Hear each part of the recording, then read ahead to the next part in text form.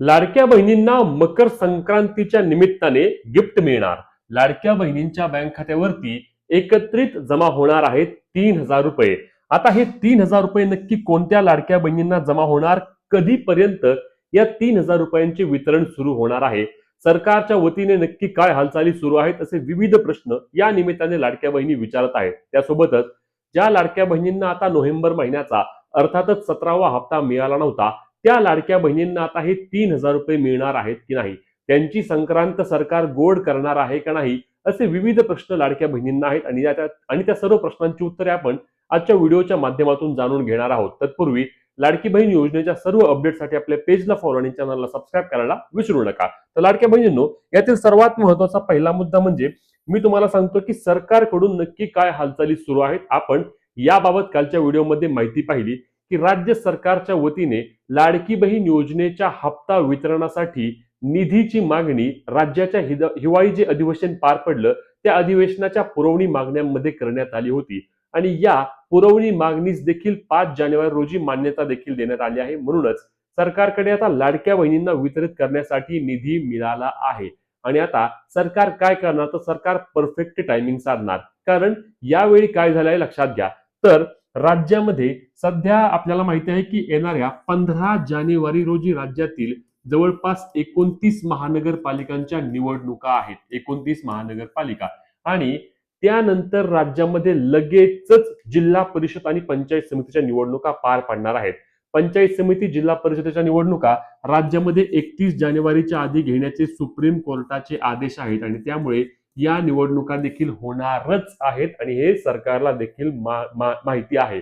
आणि म्हणूनच आता सरकार काय करणार, तर सरकार टायमिंग साधणार. म्हणजे सरकार 14 जानेवारी रोजी जे मकर संक्रांती आहे त्या मकर संक्रांतीच्या निमित्ताने लाडक्या बहिणींना गिफ्ट म्हणून या हप्त्याची घोषणा करणार आहे. लाडकी बहीण योजनेचा मकर संक्रांतीचे गिफ्ट.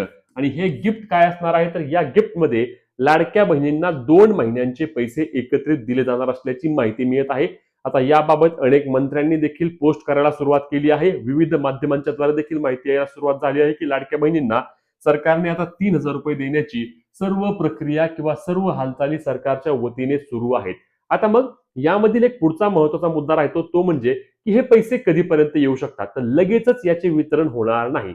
याचे वितरण कधीपर्यंत होईल, तर लक्षात घ्या, 10 जानेवारी पासून या हप्त्याचे वितरण होऊ शकते. किंवा फार फार तर बघा, मी 10 जानेवारीला शनिवार येतोय, 11ला रविवार येतोय, 12 जानेवारी रोजी या हप्त्याचे वितरण सुरू होण्याची दाट शक्यता आहे. कारण 12, 13, 14 आणि त्यानंतर 15ला इलेक्शन आहे, तेव्हा 15ला सरकार हे वितरण करणार नाही. 14 तारखेपर्यंत सर्व लाडक्या बहिणींच्या बँक खात्यावरती हे 3,000 रुपये देण्याबाबत सरकारच्या वतीने सर्व हालचाली सुरू असल्याची माहिती मिळत आहे. आणि म्हणूनच 12 ते 13 आणि 14 तारखेला सर्व लाडक्या बहिणींच्या बँक खात्यावरती सरकारच्या वतीने हा मकर संक्रांतीचा हप्ता, म्हणजेच की लक्षात घ्या, हप्ता काय असणार आहे, तर डिसेंबर महिन्याचे 1,500 आणि जानेवारी महिन्याचे 1,500 रुपये लाडक्या बहिणींच्या बँक खात्यावरती जमा केले जातील.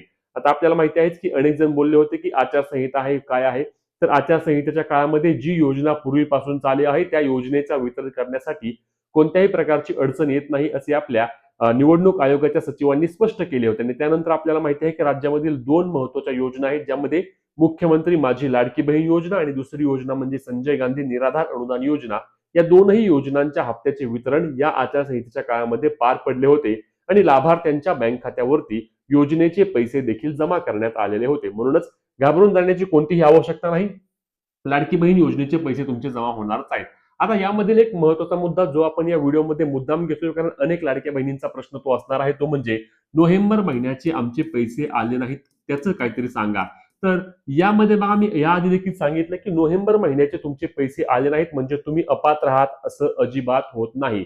राज्य सरकारकडे निधी वितरित करण्याकरिता कमी असल्याची माहिती मिळत होती आणि म्हणून राज्य सरकारने पुरवणी मागण्यांमध्ये लाडकी बहीण योजनेअंतर्गत जवळपास 6,000 कोटींहून अधिक रुपयांचा निधी निधीची मागणी केली होती. आणि यासाठी सरकारला आता मान्यता देखील मिळाली आहे. आणि म्हणूनच आता ज्यांना नोव्हेंबर महिन्याचे पैसे आले नव्हते त्या देखील लाडक्या बहिणींना, त्या 30-35% लाडक्या बहिणींना देखील योजनेच्या हप्त्याचे वितरण नक्कीच होईल. याबाबत मुख्यमंत्र्यांनी देखील आपल्या भाषणामध्ये वारंवार सांगितलं आहे की लाडक्या बहिणींनो, जोपर्यंत मी आहे तोपर्यंत घाबरू नका, लाडकी बहीण योजना कायमस्वरूपी चालू राहणार आहे.